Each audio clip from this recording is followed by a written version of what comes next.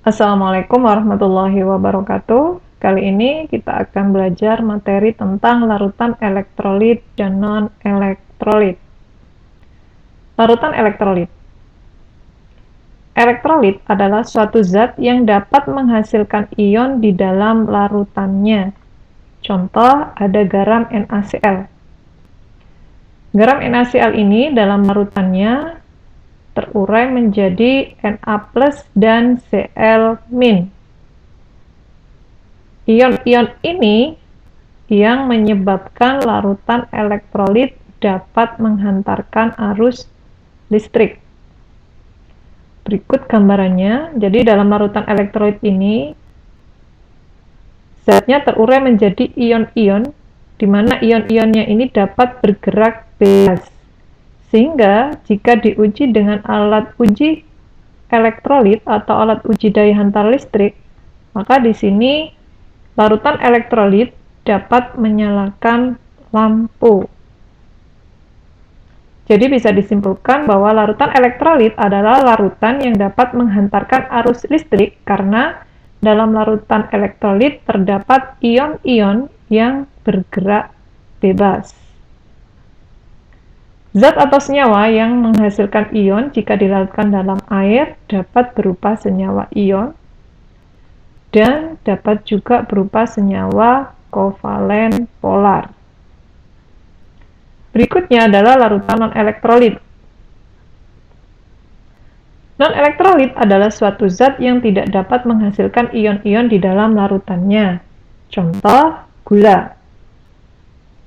Gula jika dilarutkan di dalam air, maka gula ini dalam larutannya tidak berubah atau tidak terurai menjadi ion.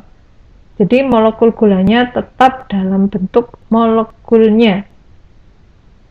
Sehingga karena tetap dalam bentuk molekulnya, larutan non-elektrolit ini tidak dapat menghantarkan arus listrik.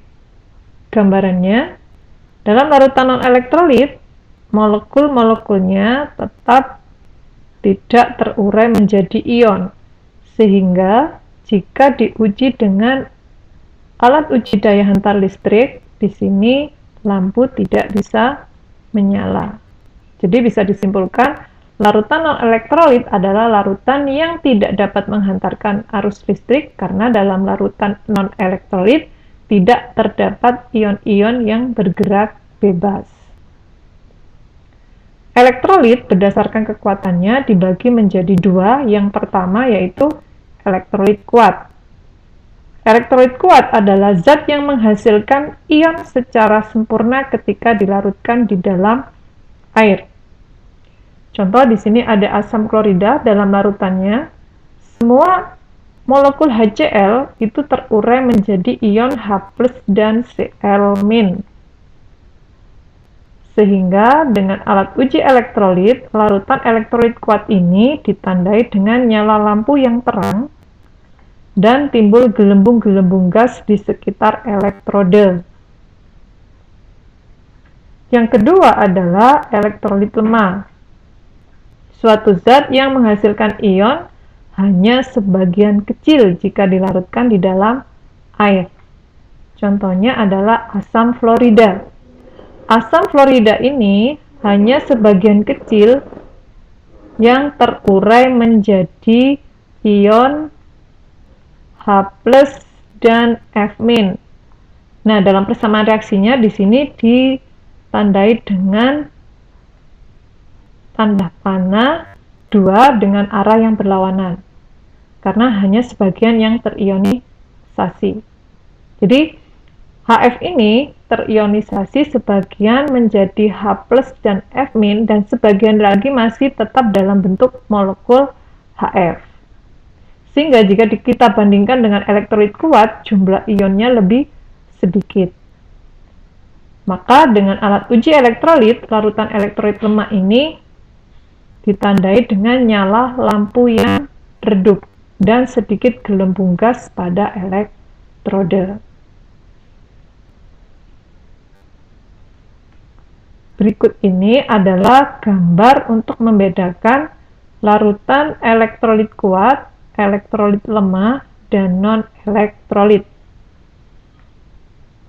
Di dalam larutan elektrolit kuat, semua zatnya terurai menjadi ion.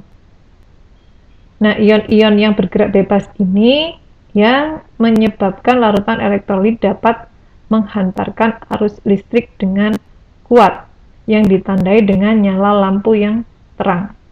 Dan di sekitar elektrodenya ini terdapat gelembung-gelembung gas. Yang kedua, larutan elektrolit lemah. Karena dalam larutan elektrolit lemah ini hanya sebagian kecil yang terurai menjadi ion, maka daya hantar listriknya lemah dibanding dengan elektrolit kuat. Karena sebagian masih tetap dalam bentuk molekulnya. Karena daya hantar listriknya lemah, di sini ditandai dengan nyala lampu yang redup. Dan ada sedikit gelembung di sekitar elektrode. Dan yang ketiga, larutan non-elektrolit. Dalam larutan non-elektrolit, molekulnya tidak terurai menjadi ion, jadi tetap dalam bentuk molekul. Sehingga dalam larutannya tidak terdapat ion. Karena tidak terdapat ion, maka tidak memiliki daya hantar listrik. Dan ditandai dengan tidak menyalanya lampu. Untuk menentukan suatu zat itu termasuk elektrolit kuat, elektrolit lemah, atau non-elektrolit bisa diidentifikasi juga dengan besarnya derajat ionisasi atau disosiasi dengan menggunakan persamaan berikut. Derajat ionisasi atau disosiasi disimbolkan dengan alfa. Jadi alfa ini atau derajat ionisasi ini merupakan perbandingan antara jumlah mol zat yang terionisasi dengan jumlah mol zat mula-mula. Dengan catatan, jika alfanya sama dengan 1, maka zat tersebut terionisasi sempurna dan termasuk elektrolit kuat. Jadi semua zatnya terionisasi. Jika alfanya lebih dari 0 kurang dari 1, maka zat tersebut yang terionisasi hanya sebagian.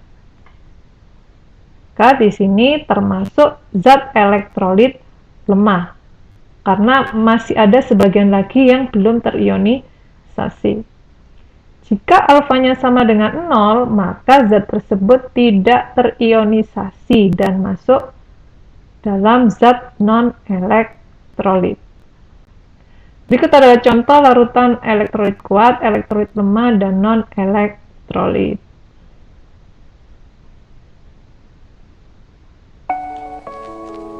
Oke, sampai di sini apa yang saya jelaskan tentang materi larutan elektrolit dan non-elektrolit.